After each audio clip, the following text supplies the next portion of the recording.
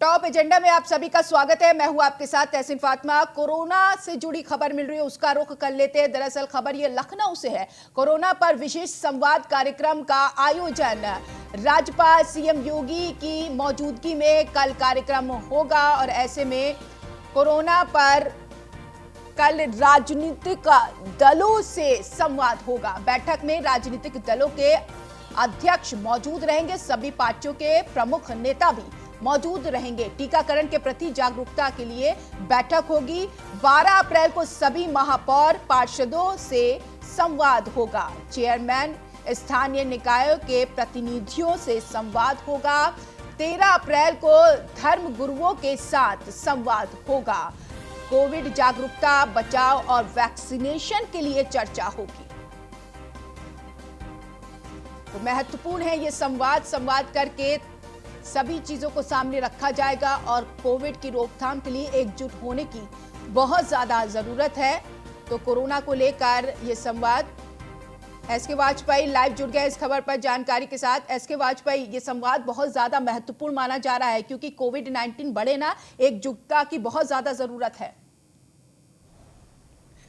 बिल्कुल। अगर हम देखें तो लॉकडाउन के दौरान भी सीएम योगी आदित्यनाथ ने इस तरीके के संवाद विभिन्न वर्गों के लोगों के साथ किए थे।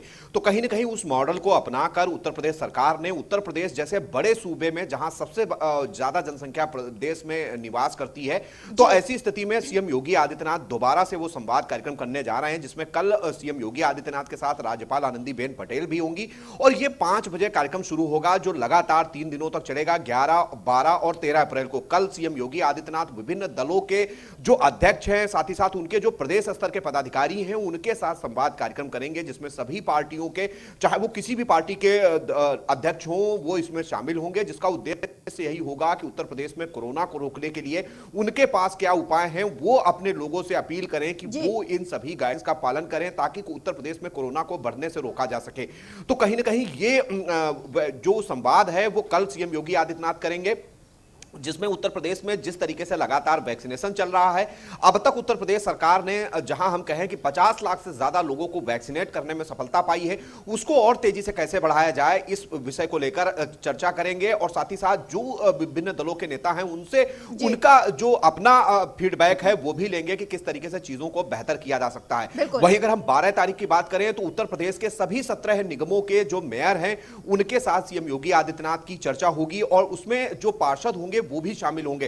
तो कहीं ना कहीं एक उद्देश्य होगा कि जो 17 उत्तर प्रदेश के नगर निगम हैं, क्योंकि वहीं पर ज्यादा कोरोना के केसेस निकलकर सामने आ रहे हैं, तो उनको टारगेट करते हुए इन सभी मेयर्स के साथ में एक कार्य योजना बनाने पर चर्चा होगी कि किस तरीके से उनके जिले में कोरोना से निपटा जा सकता है, वैक्सीनेशन को बढ़ाया जा सकता है, जागरूकता कार्यक्रम को तेजी के साथ चलाया जा सकता है। इस विषय पर चर्चा होगी और 13 तारीख को, जो कि अंतिम दिन होगा, जब सीएम योगी आदित्यनाथ राज्यपाल के साथ में संवाद करेंगे प्रदेश भर के विभिन्न धर्मों के धर्मगुरुओं से, जिसमें मुस्लिम, हिंदू, सिख, ईसाई सभी धर्मगुरु शामिल होंगे और कोशिश होगी कि प्रदेश के विभिन्न जिलों से उनको जोड़ा जाए और जोड़ने के बाद उनके साथ एक चर्चा की जाए और जो उनका अपना एक्सपीरियंस है वो भी लिया जाए और उसके बाद उनको निर्देशित किया जाए कि वो अपने लोगों से एक अपील जारी करें कि वो प्रदेश भर के लोग जो है गाइडलाइन का पालन करें, वैक्सीनेशन कराएं और कहीं ना कहीं अपने आसपास भी जागरूकता फैलाएं। एक तरीके से जागरूकता फैलाने के लिए ये संवाद किया जा रहा है और साथ ही साथ ये भी जानकारी दीजिए, जो राजनीतिक दल शामिल होने की बात यहां पर सामने आ रही, तो कौन कौन से राजनीतिक दल इस संवाद में शामिल होंगे, उनके अध्यक्ष की अगर बात किया जाए तो? बिल्कुल। उत्तर प्रदेश सरकार की तरफ से सभी दलों को यह आमंत्रण पत्र भेजा गया है कि इसमें वीडियो कॉन्फ्रेंसिंग के जरिए वेबिनार के तरीके से वो शामिल हों, जिसमें समाजवादी पार्टी, बीएसपी, कांग्रेस, उसके अलावा अगर हम बात करें तो सुभाषपा, अपना दल जैसे उत्तर प्रदेश के जितने भी दल हैं सभी को उत्तर प्रदेश सरकार की तरफ से आमंत्रण भेजा गया है, जिसमें उत्तर प्रदेश सरकार ने एक वेबिनार लिंक भी दिया है।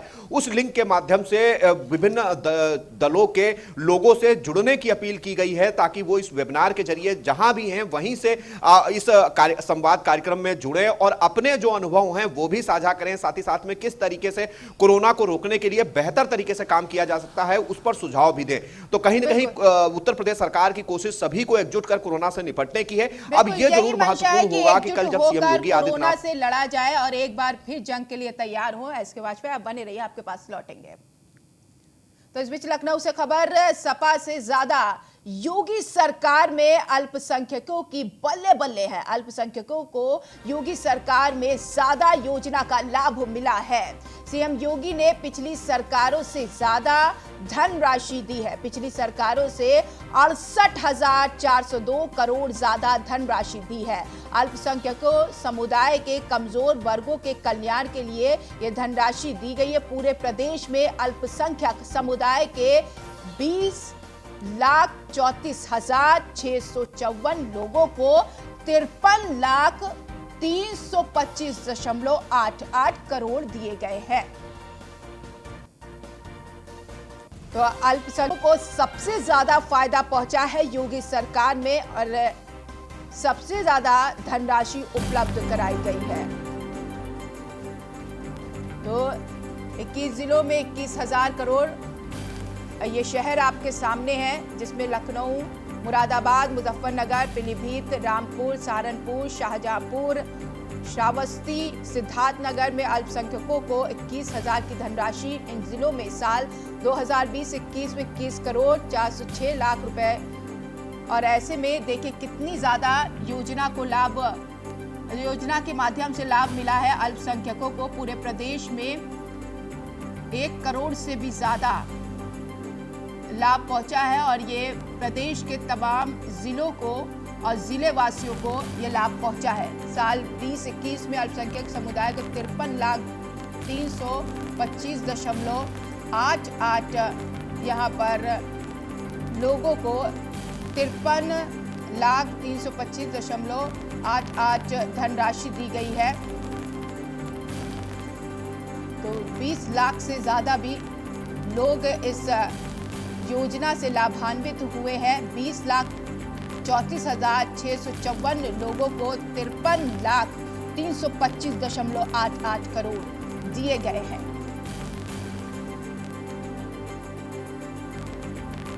9% से ज्यादा अल्पसंख्यकों को धनराशि दी गई है। ये ग्राफिक्स के जरिए आप तक जानकारी पहुंचाई जा रही है। एसके वाजपेयी लाइव जुड़े हुए इस खबर पर और जानकारी के साथ। एसके वाजपेयी, वाकई देखिए लाभ मिला है तमाम योजनाओं के तहत लाभार्थियों को। बिल्कुल, अगर हम देखें तो योगी सरकार के दौरान पिछले 4 सालों में बड़े पैमाने पर अल्पसंख्यक जो गरीब लोग हैं उनको लाभ पहुंचाने की कोशिश उत्तर प्रदेश सरकार की तरफ से की गई। और सबसे बड़ी बात यह है कि जहां पूर्व सरकारों पर यह आरोप लगता रहा कि वो कहीं ना कहीं तुष्टीकरण की राजनीति करते हैं और तुष्टीकरण के तहत योजनाओं का लाभ तो नहीं पहुंचता है लेकिन राजनीति जरूर होती है। तो उत्तर प्रदेश सरकार ने इन सारी चीजों को समझते हुए कहीं ना कहीं बिना किसी भेदभाव के सभी तक यह मदद पहुंचाने की कोशिश की है। इसका उदाहरण ये आंकड़े हैं कि किस तरीके से उत्तर प्रदेश सरकार ने पिछले 4 सालों में जो अल्पसंख्यक गरीब समुदाय के लोग हैं उन तक यह मदद पहुंचाई है। 4,19,000 करोड़ रुपए की मदद अब तक विभिन्न जो अल्पसंख्यक समाज के गरीब लोग हैं उन तक पहुंचाई गई है। वहीं अगर हम पूर्व समाजवादी पार्टी की सरकार की बात करें तो 3,50,000 करोड़ तक की मदद उनकी तरफ से विभिन्न योजनाओं के तहत अल्पसंख्यकों को दी गई थी। लेकिन अगर हम इस पूरे आंकड़े पर नजर डालें तो 68,000 करोड़ की ज्यादा रकम है जो कि योगी सरकार ने केवल 4 सालों में पहुंचाई हो, जबकि 1 साल अभी बाकी है जो वित्तीय वर्ष 21-22 इस समय चल रहा है। तो कहीं ना कहीं ये बताता है कि किस तरीके से उत्तर प्रदेश सरकार ने अल्पसंख्यकों को मदद पहुंचाने के लिए काम किया है। और सबसे बड़ी बात यह है कि सीएम योगी आदित्यनाथ ने जो 15 सूत्रीय कार्यक्रम है जिसमें गरीबों को विभिन्न योजनाओं का लाभ दिलाने की कोशिश की गई है, उन योजनाओं में अल्पसंख्यकों को शामिल किया है। जिसमें अगर हम देखें तो समग्र ग्राम विकास योजना, उज्ज्वला योजना जो बताया जा रहा है, ये सरकारी आंकड़ा है जो बताया जा रहा है। बिल्कुल बिल्कुल, ये उत्तर प्रदेश सरकार के विभिन्न विभागों का आंकड़ा है जो कि कंबाइन करके जारी किया गया है, क्योंकि उत्तर प्रदेश सरकार ने 15 सूत्री कार्यक्रम में अल्पसंख्यक गरीबों को शामिल किया है। जिसमें चाहे वो उज्ज्वला योजना हो, समग्र ग्राम विकास योजना हो, प्रधानमंत्री आवास योजना हो, मुख्यमंत्री आवास योजना हो, विद्युतीकरण योजना हो, सर्व शिक्षा अभियान के तहत जो योजनाएं हैं उनमें अल्पसंख्यकों को शामिल किया है ताकि कहीं ना कहीं उनके जीवन स्तर को ऊंचा उठाया जाए। उसको लेकर उत्तर प्रदेश सरकार काम कर रही है और जिस तरीके से इन योजनाओं का लाभ मिला है उसका उद्देश्य उद्देश्य यही है, चाहे हम देखें मदरसों में जो शिक्षा प्रणाली पहले से लागू थी उसमें गणित और अंग्रेजी जैसे विषयों को शामिल किया गया, ताकि कहीं ना कहीं जो बच्चे मदरसे से शिक्षा लेकर बाहर निकलते हैं वो अपने आगे भविष्य में नौकरी के लिए प्रयास कर सकें, उनको कहीं बेहतर जीवन यापन के लिए अच्छी जगह उनको काम मिल सके, वो अपना स्वरोजगार कर सकें। इन बहुत सारे विषयों को लेकर उत्तर प्रदेश सरकार ने काम किया है, जहां गरीब अल्पसंख्यकों तक चाहे वो गैस सिलेंडर पहुंचाने की बात रही हो या उसके अलावा प्रधानमंत्री आवास के तहत उनके सर पर छत रखने की बात रही हो, तो कहीं ना कहीं ये एक काम जो उत्तर प्रदेश सरकार की तरफ से किया है, ये आंकड़ा एक सराहनीय है। आगे भी योजना का लाभ मिलता रहे, इसके लिए क्या कुछ जरूरी कदम उठाए जा रहे हैं?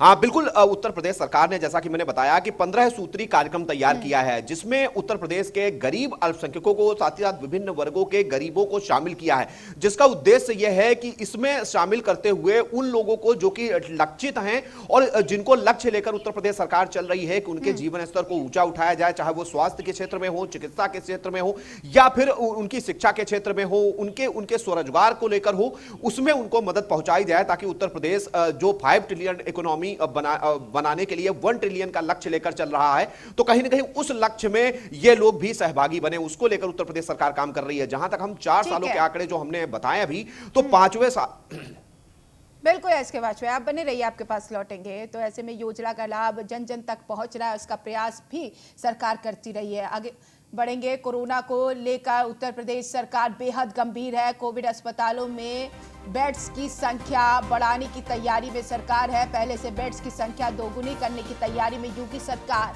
मुख्य सचिव आर.के. तिवारी ने अधिकारियों को आदेश दिए। सूत्रों के मुताबिक सीएम योगी कोविड की तैयारियों से नाखुश हैं। स्वास्थ्य सेवाओं से जुड़े अधिकारियों को फटकार लगा रहे हैं सीएम। सरकार के पास पहले से ज्यादा तेजी से यहाँ पर आपको बता दें कि कोरोना की रिपोर्ट सामने आई है सूत्रों के हवाले, और यही वजह है कि अब योगी आदित्यनाथ पूरी तरीके से सतर्क है। एसके वाजपेयी इस खबर पर जुड़े हुए जानकारी के साथ। एसके वाजपेयी, हालात बिगड़ रहे हैं और यही वजह है कि सरकार पूरी तरीके से गंभीर है।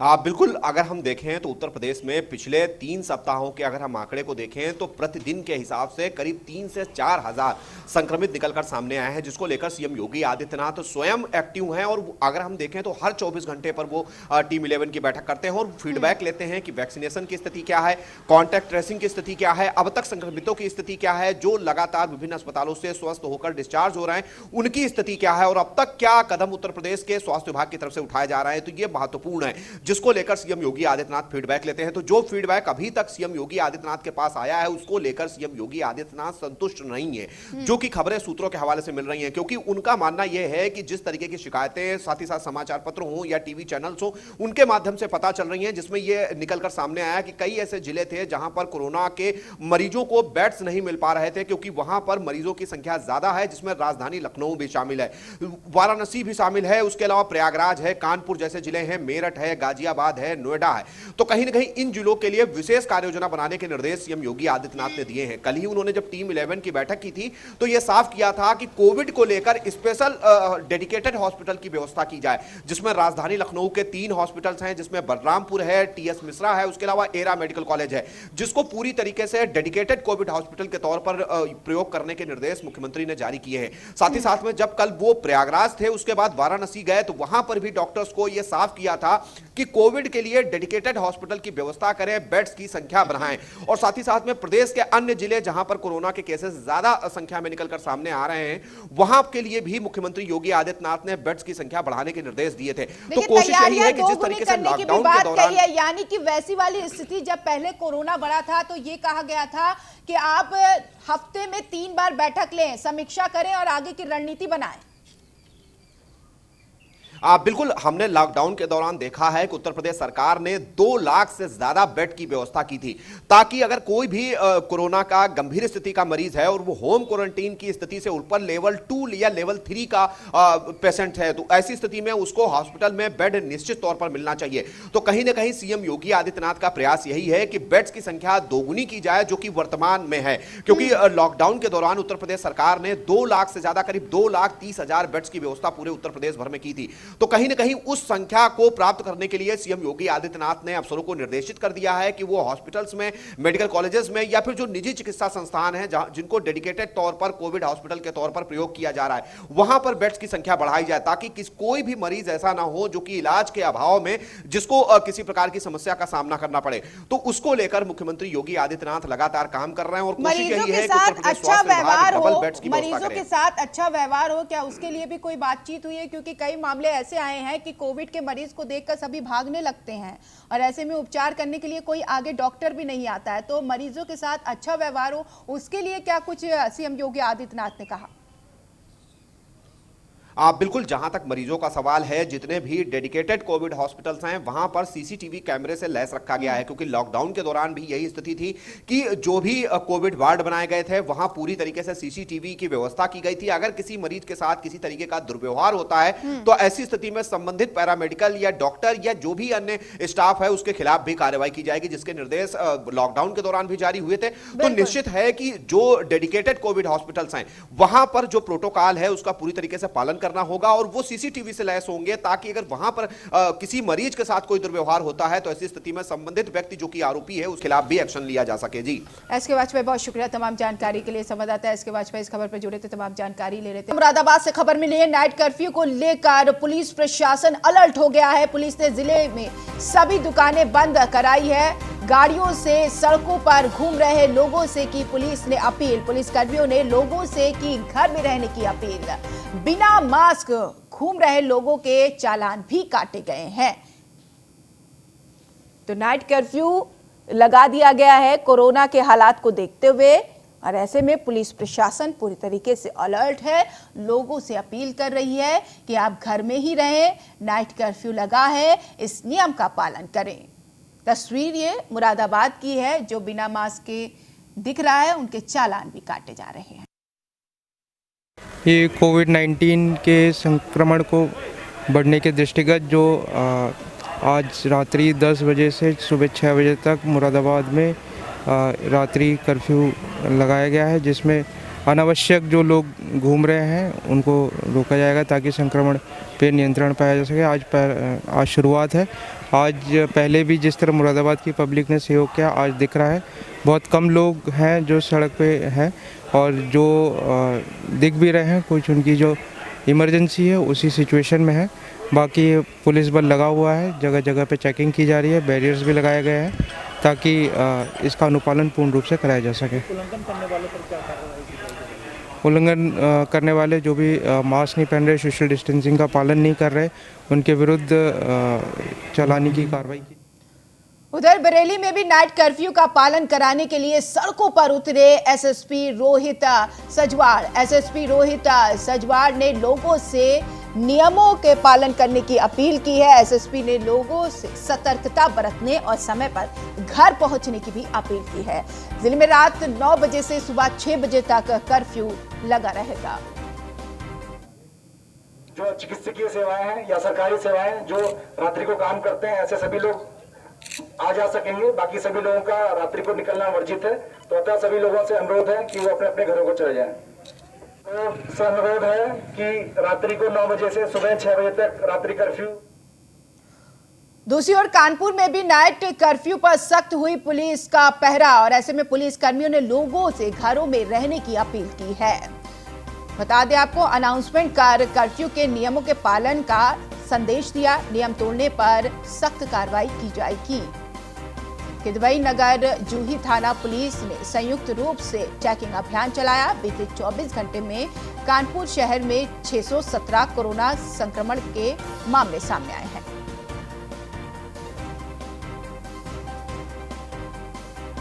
तो नाइट कर्फ्यू को सफल बनाया जाए, इसके लिए पुलिस प्रशासन सख्त दिखाई दे रही है। तस्वीर ये कानपुर की, पुलिस कर्मियों ने लोगों से घर में रहने की अपील की है। अनाउंसमेंट कर कर्फ्यू के नियमों के पालन के संदेश दिए हैं। तो थोड़ा दूर दूर हो जाइए, देखे बताइए क्या करना चाहिए। मास्क लगा। बहुत बढ़िया अम्मा, मास्क लगा लो। मास्क होंगे यहाँ पे। तो यहाँ देखो, ये बच्चा इसके पास भी नहीं है।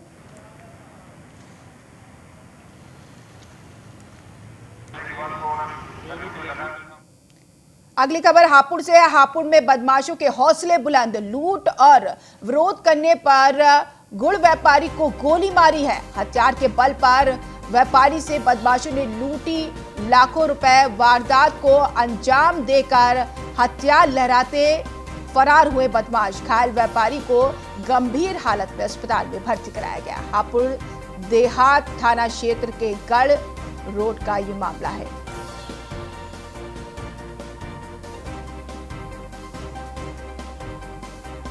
एक व्यापारी को गोली मारी गई है। हापुड़ में बदमाशों के हौसले बुलंद हैं।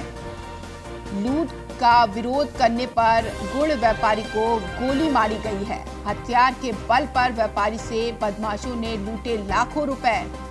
वारदात को अंजाम देकर हथियार लहराते हुए बदमाश फरार हो गए। आप इससे अंदाजा लगा सकते हैं किस तरीके के हौसले बुलंद हैं बदमाशों के। फिलहाल व्यापारी को अस्पताल में भर्ती कराया गया है। गंभीर हालत बताई जा रही है, उपचार जारी है। मोहित चौधरी इस खबर पर जानकारी के साथ जुड़ गए हैं। मोहित, ये पूरा मामला क्या है? देखिए, आपको बता दें, पूरा मामला थाना हापुड़ देहात क्षेत्र का है, जहां पर दिन निकलते ही बदमाशों ने एक गुड़ व्यापारी को गोली मारी है। गुड़ व्यापारी जो है अपने घर से मंडी जा रहा था। इसी दौरान बीच रास्ते में बदमाशों ने लूट करते हुए उसके हाथ से रुपए भरा थैला छीनने का प्रयास किया। उसी दौरान जब व्यापारी ने लूट का विरोध किया तो उन बदमाशों ने गोली मार दी और बदमाश जो है थैला छीन के फरार हो गए और व्यापारी को गंभीर हालत में अस्पताल में भर्ती कराया गया है, जहां पर अभी पुलिस की 3 टीमें बदमाशों की खोजबीन में लगी हुई हैं। लेकिन जो घायल व्यापारी है उसकी हालत स्थिर बताई जा रही है, उसे यहाँ से हायर सेंटर के लिए रेफर कर दिया गया है। आखिर बेखौफ बदमाश क्यों हो रहे हैं हापुड़ में? कहा यह जा रहा है वारदात को अंजाम देने के बाद हथियार लहराते हुए फरार हो गए बदमाश। जी बिल्कुल, जिस तरीके से बदमाशों ने दिन निकलते ही सुबह घटना को अंजाम दिया है, उससे साफ तौर पर हापुड़ पुलिस पर सवालिया निशान खड़े रहते हैं, क्योंकि दिन निकलते ही बीच शहर के अंदर बदमाशों ने इतनी बड़ी घटना को अंजाम दिया है। और जो व्यापारी का जो बैग बताया जा रहा है उसमें लाखों रुपए कैश बताया जा रहा है। हालांकि व्यापारी अभी स्पष्ट नहीं कर पाए हैं कि थैले के अंदर कितना कैश था, लेकिन पुलिस की 3 टीमें अभी बदमाशों की सुराग में लगी हुई हैं। फिलहाल हापुड़ पुलिस के हाथ पूरी तरह से खाली हैं। शुक्रिया तमाम जानकारी के लिए। मोहित संवाददाता इस खबर पर जुड़े थे, तमाम जानकारी दे रहे थे।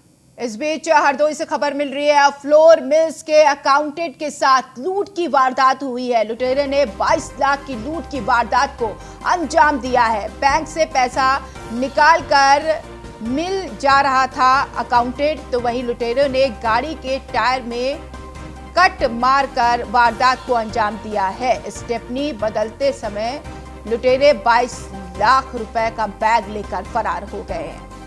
संडीला कोतवाली के कैराना बैंक के सामने की घटना है।